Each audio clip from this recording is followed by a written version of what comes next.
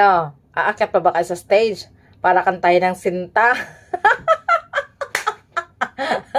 Kakantay niya ang Sinta, maubusan kayo ng hininga. Kasi nga, paglalaroan talaga kayo ni Idol Juliet. Kasi pag nakikita niya nag-game ka talaga, paulit at paulit niya papakantayan sa'yo. Pero ano naman siya, it's fun, 'di ba? Pag ganyan kasi mga bagay na pag nagpapaakyat talaga siya, talagang mang-trip talaga yan. Makulit siya, ganun siya kalikot.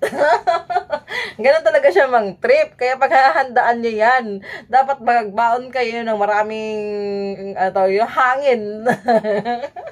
Kasi grabe yan talaga siya mag-trip talaga sa inyo ba. Kaya tinapos si ating, di ba?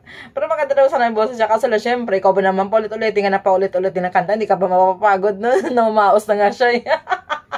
Nung una kasi maganda pa yung tono, ponti-unti, napapagod na rin. So yan guys, tandaan nyo lagi, no?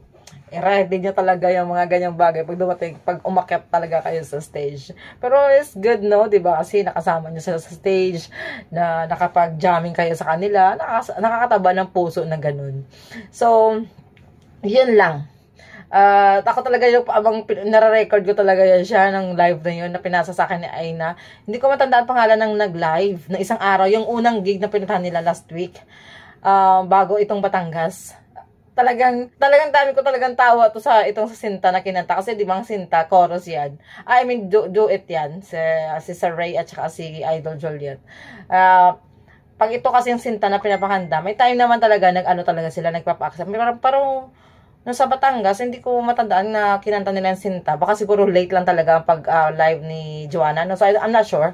So, yun lang guys.